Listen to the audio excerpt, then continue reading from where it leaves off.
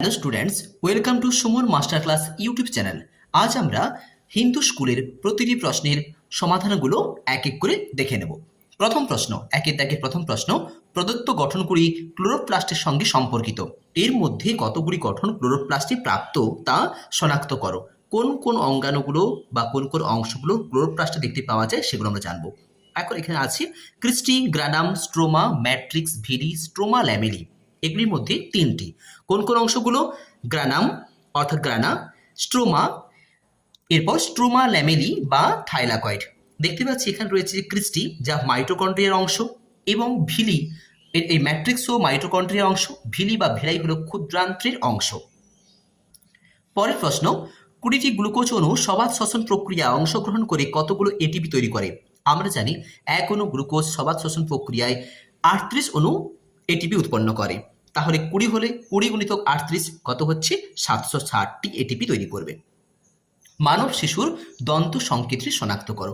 মানব শিশুর দন্ত সংকেত হলো I 2/2, C 1/1, PM 0/0, M 2/2। অর্থাৎ এদের মানুষের স্থায়ী দন্ত সংকেত থেকে পিএমটা থাকেই না, আর মোলা দাঁতটা একটা করে অনুপস্থিত লক্ষ্য করা যায়। দন্ত সংকেতটি একবার তোমরা দেখে নাও। পরের প্রশ্ন, শ্বাসবায়ু প্রবাহের সঠিক ক্রমটি চিহ্নিত করো। উত্তরটি হচ্ছে প্রথমে বহিনাসারন্ধ্র, তারপর নাসাপথ, সেখান থেকে গলবিল, সেখান থেকে স্বরযন্ত্র বা ল্যারিংস, ব্রঙ্কাস এবং অবশেষে ব্রঙ্কিওল। শ্বাসবায়ু প্রবাহের পথটি এমনভাবে দেওয়া রয়েছে: নাসারন্ধ্র, নাসাপথ, গলবিল, গ্লটিক্স, ল্যারিংস, ট্রাকিয়া, ব্রঙ্কাস, ব্রঙ্কিওল। পরের প্রশ্নে বলা হয়েছে রক্তের শ্রেণী এবং দাতা গ্রহিতার যে সম্পর্ক নিরূপণ করতে বলা হয়েছে। উত্তরটি হচ্ছে বিয়ের দাগে। কেন উত্তরটি বিয়ের দাগে? আমরা জানি যে ও শ্রেণীর রক্ত গ্রুপকে বলা হচ্ছে, বা ও শ্রেণীযুক্ত রক্তকে বলা হচ্ছে সার্বিক দাতা, আর এবিকে বলা হয় সার্বিক গ্রহিতা। দেখো, ও কিন্তু সবাইকে দিচ্ছে, নিজেও নিচ্ছে, আর এবি হচ্ছে সার্বিক গ্রহিতা, অর্থাৎ সকলের কাছ থেকে সে গ্রহণ করছে। এই জন্য বি দাগের উত্তরটি যথোপযুক্ত। বিভাগ ক্ষয়ের প্রথম প্রশ্ন, হিমোশিল কি? অমেরুদণ্ডী প্রাণীদের যে দেহগহ্বরে রক্ত প্রবাহিত হয় তাকে বলা হয় হিমোশিল। অর্থাৎ আরশোলা, চিংড়ি প্রভৃতি সন্ধিপদী বা আর্থপোড়া পর্বের প্রাণীদের দেহে এগুলো লক্ষ্য করা যায়। পরের প্রশ্ন, সক্রিয় পরিবহনের একটি উদাহরণ দাও। উত্তরে দেখে নাও। সক্রিয় পরিবহন পদ্ধতি এর উদাহরণ কি? Sodium potassium ATPase pump. পরের প্রশ্ন, সবাত শ্বসন প্রক্রিয়ায় 1 গ্রাম অণু গ্লুকোজ জারণের ফলে কত অণু এটিপি উৎপন্ন হয়? আমরা জানি 1 গ্রাম অণু গ্লুকোজ থেকে একটু আগেই পড়েছি 38 অণু এটিপি উৎপন্ন হয়। পরের প্রশ্ন, সত্য মিথ্যা নির্বাচন করো। ক্লোরোফিল বি এর রাসায়নিক সংকেতটি হলো, উত্তরটি ভুল। দেখো, ক্লোরোফিল বি এর রাসায়নিক সংকেত হলো C55H70O6 N4 এবং Mg। পরের প্রশ্নে বলা হয়েছে যকৃতে অ্যামোনিয়া থেকে ইউরিয়া সংশ্লেষিত হয়। কথা ঠিক। আমরা জানি যে অর্নিথিন চক্রের মাধ্যমে উৎপন্ন হয়। ব্রুনারের গ্রন্থি ক্ষুদ্রান্তে অবস্থিত। কথা ঠিক না ভুল? কথাটি সত্য। এখানে উত্তরটি রয়েছে ব্রুনারের গ্রন্থি দেখা যায় কোথায়? না ক্ষুদ্রান্ত্রে। সি দাগের প্রথম প্রশ্ন, থিবেসিয়াস বা থিবেসিয়ান কপার্টিকার অবস্থান হলো করোনারি সাইনাস এবং ডান অলিন্দের সংযোগস্থলে। 2 দাগের প্রশ্ন, রেসারপিন পাওয়া যায় আমরা জানি যে সর্পগন্ধা গাছের মূল থেকে। C3 চক্রে প্রথম উৎপাদিত বস্তুটির নাম কি? পিজিএ অর্থাৎ ফসফোগ্লিসারিক অ্যাসিড। এরপর স্তম্ভ মেলানো। ক্লোরোফিল, যা গঠনের জন্য ম্যাগনেসিয়াম সাহায্য করে।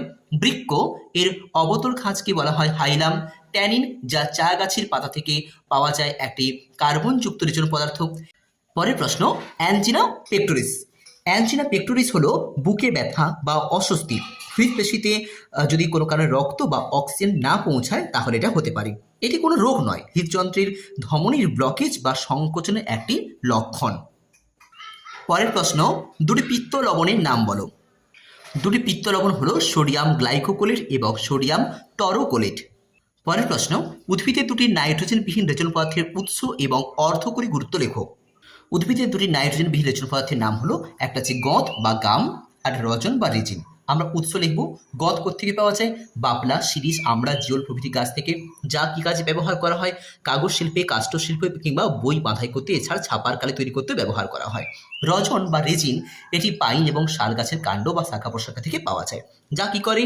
না ভার্নিশ শিল্পে এবং কাঠ রং করতে ব্যবহার করা হয়, কিংবা হিং গাছ থেকে প্রাপ্ত হিং যা রান্নায় ব্যবহার করা হয়। পরের প্রশ্ন, ক্রেবস চক্রকে সমচিতি বিপাক বা অ্যাম্ফিবোলিক পাথওয়ে বলা হয় কেন? ক্রেবস চক্রকে সমচিতি বিপাক বলার কারণ, এই চক্রে একই সঙ্গে উপচিতি এবং অপচিতি বিভাগ সম্পন্ন হয়। উপচিতি বিভাগ ক্রেবস চক্রের বিভিন্ন মধ্যবর্তী যৌগ থেকে অ্যামাইনো অ্যাসিড এবং গ্লুকোজের মতো কিছু গুরুত্বপূর্ণ জৈব যৌগ উৎপন্ন হয়। অপচিতি বিভাগ শক্তি উৎপাদনের জন্য কার্বোহাইড্রেট, প্রোটিন এবং ফ্যাটের ভাঙন ঘটে। যেহেতু একদিকে গঠনমূলক অপরদিকে ভাঙনমূলক দুই অর্থাৎ উপচিতি অপচিতি বিভাগ সম্পন্ন হওয়ার কারণে ক্রেবস চক্রকে সমচিতি বিভাগ বলা হয়। পরের প্রশ্ন, রক্ততঞ্চনের দুটি গুরুত্ব লেখো। রক্ততঞ্চনের মাধ্যমে ক্ষতস্থান থেকে রক্তক্ষরণ বন্ধ করে দেহের রক্তের পরিমাণটাকে নির্দিষ্ট রাখে। রক্ততঞ্চন ব্যাহত হলে রক্তের চাপ কমে যাবে, ফলে বিভিন্ন শারীরবৃত্তীয় ভৌত প্রক্রিয়াগুলো ব্যাহত হবে। আবার অতিরিক্ত রক্তক্ষরণ হলে দেহে রক্তের প্রবাহ হ্রাস পাবে এবং খাদ্যবস্তু অর্থাৎ পুষ্টি উপাদান, অক্সিজেন, কার্বন ডাইঅক্সাইড পরিবহন, মূত্র উৎপাদন, রেচন বস্তুর অপসারণ প্রভৃতি কাজগুলো ক্ষতিগ্রস্ত হবে। এই প্রশ্নটি অনেকগুলো অধ্যায়ে আমরা লক্ষ্য করলাম, এই প্রশ্নটি ভালো করে তোমরা মুখস্থ করবে। পরের প্রশ্ন, শিরা এবং ধমনীর একটি করে গঠনগত ও কার্যগত পার্থক্য লেখো। গঠনমূলকের মধ্যে প্রাচীরও দিতে পারি, আবার এখানেও দিতে পারি, এটাও বা এই প্রাচীরটাও আমরা দিতে পারি। যেমন ধমনীর প্রাচীর স্থূল, তার সঙ্গে সঙ্গে এই প্রাচীরটা অর্থাৎ কি না তুলনামূলকভাবে পুরু হয়ে থাকে।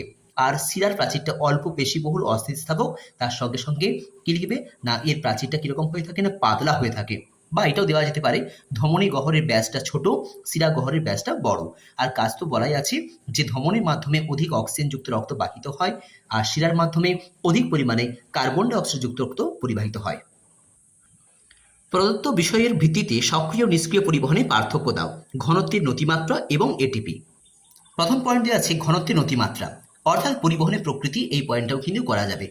এখানে বলা হবে যে আয়নগুলির পরিবহন ঘনত্বের নতিমাত্রার সাপেক্ষে স্বতঃস্ফূর্তভাবে ঘটে, আর এখানে ঘনত্ব নতিমাত্রার বিপক্ষে এটিপি এর সাহায্যে চলাচল করে। আরেকটি পয়েন্ট ছিল শক্তি এটিপি। এখানে বিপাকীয় শক্তি খরচ হয় না, অর্থাৎ এটিপির প্রয়োজন হয় না। এখানে বিপাকীয় শক্তি অর্থাৎ এটিপি খরচ হয়। পরের প্রশ্ন, হৃৎপিণ্ডের পেসমেকার কাকে বলে? এর পুরো নাম লেখো।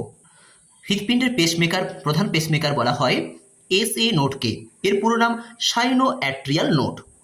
বিভাগ ঘয়ের প্রথম প্রশ্ন, মানব হৃৎপিণ্ডের লম্ব ছেদের চিত্র অঙ্কন করে প্রদত্ত অংশগুলো চিহ্নিত করো। ফুসফুসীয় শিরা, মহাধমনী, দ্বিপত্র কপাটিকা এবং বাম নিলয়। ফুসফুসীয় শিরা প্রথম আমরা দেখতে পাচ্ছি বাম অলিন্দের সঙ্গে যুক্ত দুটো শিরা হচ্ছে কি ফুসফুসীয় শিরা।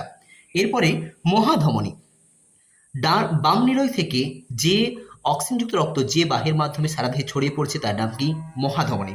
এরপর দ্বিপত্র কপাটিকা, দ্বিপত্র কপাটিকা অর্থাৎ বাম অলিন্দ এবং বাম নিলয়ের সংযোগস্থলে যে কপাটিকা রয়েছে তার নাম কি দ্বিপত্র কপাটিকা। এর অপর নামটা মনে রাখবে মিট্রাল বা মাইট্রাল ভালভ। এরপর বাম নিলয়, এই অংশটি হচ্ছে বাম নিলয়। পরের প্রশ্ন, মানব দেহে হৃৎপিণ্ডের পরিচ্ছন্ন চিত্র অঙ্কন করে প্রদত্ত অংশগুলো চিহ্নিত করো। গ্লোমেরুলাস, ডিসিটি অর্থাৎ ডিস্টাল কনভলিউটেড টিবিউল অর্থাৎ দূরবর্তী সংবর্ত নালিকা, বাউম্যান ক্যাপসুলস এবং বহির্মুখী ধমনিকা। প্রথম অংশ গ্লোমেরুলাস অর্থাৎ দেখতে পাচ্ছি যে ম্যালপিজিয়ান কণিকা পুরো অংশটা, এর মধ্যে জালকের মতো অংশটি হচ্ছে কি গ্লোমেরুলাস। তারপরে অংশ ডিসিটি অর্থাৎ ডিস্টাল কনভলিউটেড টিবিউল বা দূরবর্তী সংবর্ত নালিকা। এর পরের অংশ বাউম্যান ক্যাপসুলস, এই কাপের মতো অংশ মালপিজিয়ান কণিকার মধ্যে যে কাপের মতো অংশটি হলো কি বাউম্যান ক্যাপসুল। এরপর বহির্মুখী ধমনিকা অর্থাৎ এই মোটা অংশটা অন্তর্মুখী ধমনিকা, যা গ্লোমেরুলাসের জারকের মধ্যে দিয়ে কি হচ্ছে রক্তটাকে আবার কি হচ্ছে না গ্লোমেরুলা বা বহির্মুখী ধমনিকা সরু অংশ দিয়ে প্রেরিত করছে। এই অংশটি বহির্মুখী ধমনিকা। 2 দাগের প্রথম প্রশ্ন, গ্লাইকোলাইসিস প্রক্রিয়াটি শব্দ ছকের মাধ্যমে উপস্থাপন করো। যেহেতু প্রশ্নটিতে 5 মার্ক রয়েছে তাই তোমরা প্রথমে সংজ্ঞাটা লিখবে। সংগঠন, স্থান, পদ্ধতি মানে এই রেখাচিত্র অবশ্যই উল্লেখ করবে। সংজ্ঞা কি বলা হয়েছে না শ্বসনের প্রাথমিক পর্যায়ে যে পদ্ধতিতে কোষস্থ গ্লুকোজ অক্সিজেন ছাড়া উৎসেচকের সাহায্যে সাইটোপ্লাজমের মধ্যে কিছু রাসায়নিক প্রক্রিয়ার মাধ্যমে আংশিক জারিত হয়ে পাইরুভিক অ্যাসিড, NADH এবং ATP উৎপন্ন করে তাকে গ্লাইকোলাইসিস প্রক্রিয়া বলা হয়। প্রক্রিয়াটি কোষের সাইটোপ্লাজমের মধ্যে সম্পন্ন হয়। আর যেহেতু 3 জন বিজ্ঞানী আমরা জানি যে এমডেন, মেয়ারহব এবং পার্নাস আবিষ্কার করেন, সেই জন্য তার নাম অনুসারে তাদের নামের প্রথম অক্ষর অনুসারে একে বলা হয় কি EMP পদ। এবারে চক্রটা আমরা দেখব বা রেখাচিত্রটা দেখে নেব। গ্লুকোজ থেকে গ্লুকোজ 6 ফসফেট, সেখান থেকে ফ্রুক্টোজ 6 ফসফেট, সেখান থেকে ফ্রুক্টোজ 1,6 বিস ফসফেট, সেখান থেকে 3 ফসফোগ্লিসারিলডিহাইড, 1,3 dihydroxy acetone phosphate, 1,3 bis phosphoglyceric acid, 3 phosphoglyceric acid, 2 phosphoglyceric acid, 2 phosphoenol pyruvic acid এবং অবশেষে কি পাইরুভিক অ্যাসিড। বিক্রিয়াটি করার সময় তোমরা এই যে কোন আয়নের প্রভাবে বিক্রিয়াটি সম্পন্ন হচ্ছে, অর্থাৎ ম্যাগনেসিয়াম 2+ আয়ন কোথায় এটিপি থেকে এডিপি উৎপন্ন হচ্ছে, এই জায়গাগুলো একটু ভালো করে মুখস্থ করার চেষ্টা করবে। পরের প্রশ্নে বলা হয়েছে ক্রেবস চক্র প্রক্রিয়াটি শব্দ ছকের মাধ্যমে দেখাও। এই প্রক্রিয়াটিও একই রকমভাবে আমরা সংজ্ঞা দেব, সংঘটন স্থান, তারপর রেখাচিত্র। সংজ্ঞা কি বলা হয়েছে, সবাত শ্বসনে যে পর্যায়ে দেহে উৎপন্ন অ্যাসিটাইল কোয়ে, অর্থাৎ প্রথমে আমরা দেখলাম গ্লাইকোলাইসিস প্রক্রিয়ায় শেষে উৎপন্ন হলো পাইরুভিক অ্যাসিড, সেখান থেকে অ্যাসিটাইল কোয়ে চক্রাকার ধারাবাহিক বিক্রিয়াগুলির মাধ্যমে কোষের মাইটোকন্ড্রিয়ার মধ্যে নির্দিষ্ট কিছু উৎসেচকের সাহায্যে সম্পূর্ণরূপে, আগেটা ছিল আংশিক জারিত হয়ে, এটা সম্পূর্ণরূপে জারিত হয়ে জল, কার্বন ডাইঅক্সাইড শক্তি, বিজারিত হাইড্রোজেন বাহক প্রভৃতি উৎপন্ন করে। সেই চক্রকে বলা হচ্ছে বিজ্ঞানী হ্যান্স ক্রেবস এর নাম অনুসারে ক্রেবস চক্র কিংবা টিসিএ চক্র বা ট্রাই কার্বক্সিলিক অ্যাসিড সাইকেল। কোথায় সম্পন্ন হয় না, কোষের মধ্যে মাইটোকন্ড্রিয়া ধাত্রে এই বিক্রিয়াটি সম্পন্ন হয়। এবার চক্রটা আমরা দেখব। প্রথমে বলা হয়েছে পাইরুভিক অ্যাসিড থেকে অ্যাসিটাইল কোয়ে উৎপন্ন হলো, এরপর citric acid, cis aconitic acid, isocitric acid, alpha গ্লুটোগ্লিক অ্যাসিড, এরপর succinyl CoA, succinic acid, fumaric acid, malic acid এবং অক্সালো অ্যাসিটিক অ্যাসিড। এই যে যৌগগুলো আছে, এই যৌগগুলো তোমরা অবশ্যই লিখবে। যদি সম্ভব হয়ে থাকে কোথায় জল প্রবেশ করছে, কোথা থেকে কার্বন ডাইঅক্সাইড বেরিয়ে যাচ্ছে, কোথায় এটিপি সাহায্য করছে, এই রকম ঘটনাগুলো তোমরা কিন্তু এখানে করার চেষ্টা করবে। প্রশ্ন, সালোক সংশ্লেষ প্রক্রিয়ার অন্ধকার দশাটি রেখাচিত্রের সাহায্যে বর্ণনা করো। সালোক সংশ্লেষের অন্ধকার দশার রেখাচিত্র অর্থাৎ কেলভিন চক্র, এই চক্রটি আমরা এভাবে লিখব। প্রথমে কি উৎপন্ন হচ্ছে না, কার্বন ডাইঅক্সাইড থেকে যা অন্তর্বর্তী যৌগে পিজিএ গঠন করলো, 12 অণু পিজিএ উৎপন্ন হলো, সেই পিজিএ থেকে 12 অণু 1,3-বিস ফসফোগ্লিসারিক অ্যাসিড উৎপন্ন হলো, সেখান থেকে 12 অণু পিজিএলডি উৎপন্ন হলো। 12 অণু পিজিএ থেকে কি উৎপন্ন হলো, 12 অণু পিজিএলডি। এই 12 অণু পিজিএলডি দুটো ভাগে ভাগ হয়ে গেল, একটা 10 অণু পিজিএলডি, একটা 2 অণু পিজিএলডি।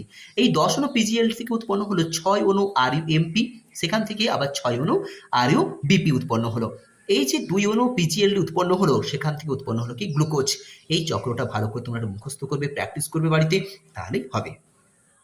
যেহেতু চক্রটিতে 5 নাম্বার দেওয়া আছে, কোন উৎসেচক সাহায্য করছে, কোথায় এটিপি থেকে এডিপি উৎপন্ন হচ্ছে, কোথায় এনএডিপিএস এর সঙ্গে H+ যুক্ত হয়ে এনএডিপি প্লাস উৎপন্ন হচ্ছে, কোথায় আবার এটিপি থেকে এডিপি উৎপন্ন হচ্ছে, এই জায়গাগুলো ভালো করে একটু প্র্যাকটিস করবে, তাহলে কিন্তু সম্ভব। বাষ্পমোচন নিয়ন্ত্রণকারী বহিঃপ্রভাবকের মধ্যে আমরা সূর্যালোক কিংবা তাপমাত্রা ঘটনাটা লিখতে পারি। তাপমাত্রা যদি দেওয়া হয় কি হবে না, পরিবেশের তাপমাত্রা বৃদ্ধি পেলে জলের বাষ্পায়ন ত্বরান্বিত হয়, ফলে বাষ্পমোচনের হার বৃদ্ধি পায়। অনুরূপভাবে তাপমাত্রা হ্রাস পেলে বাষ্পমোচন হ্রাসপ্রাপ্ত হয়। প্রধানত এটা লেখার আর প্রয়োজন নেই। এরপর অন্তঃপ্রভাবকের মধ্যে পত্রফলকের গঠন, বাষ্পমোচন পত্রকের গঠনের উপর নির্ভরশীল থাকে। প্রসারিত পত্রফলকে পত্রাংশ ভালোভাবে উন্মুক্ত থাকে, তাই বাষ্পমোচনের হারটা কিন্তু বেশি হয়। আর কুণ্ডলীকৃত পত্রকে পত্রাংশ ঢাকা থাকার কারণে বাষ্পমোচনের হার কিন্তু অনেক কম হয়। যেহেতু প্রশ্নটাতে 3 মার্ক রয়েছে, তাই এই কথাগুলো দুটো পয়েন্ট দিয়ে তোমরা কিন্তু অবশ্যই ডেসক্রিপশন করবে। পরের প্রশ্ন, দুটি রক্ততঞ্চন প্রতিরোধী উপাদানের নাম দাও। রক্ততঞ্চন প্রতিরোধী অর্থাৎ ব্লাড ব্যাংকে মানে কৃত্রিম যদি বলা হয়, তাহলে কৃত্রিম রক্ততঞ্চন রোধী একটি উপাদানের নাম কি বলবো আমরা, সোডিয়াম অক্সালেট। আর রক্ত মধ্যস্থ যদি প্রাকৃতিক একটি রক্ততঞ্চন রোধী পদার্থের নাম বলা হয়, তাহলে বলবো আমরা কি, হেপারিন।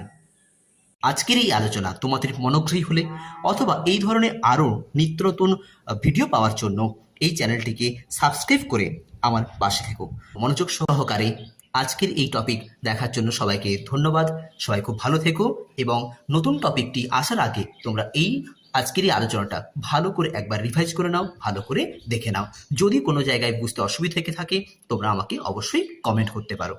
ধন্যবাদ।